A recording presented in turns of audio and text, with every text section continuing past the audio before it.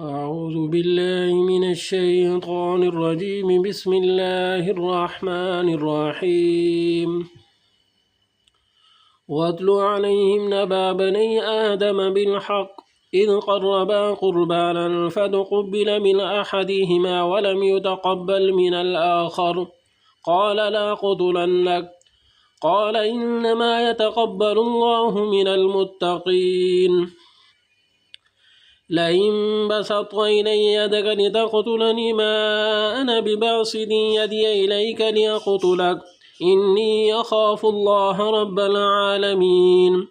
إني أريد أن تبوء باسمي واسمك فتكون من أصحاب النار وذلك جزاء الظالمين.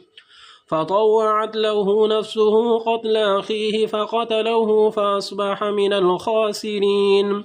فبعث الله غرابا يبحث في الأرض ليريه كيف يواري سوءة أخيه قال يا ويلتى أعجزت أن أكون مثل هذا الغراب فأواري سوءة أخي فأصبح من النادمين. من أجل ذلك كتبنا على بني إسرائيل أنه من قتل نفسا بغير نفس أو فساد في الأرض فكأنما قتل الناس جميعا ومن أحياها فكأنما أحيا الناس جميعا.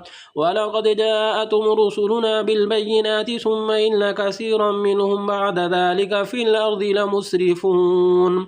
صدق الله العظيم.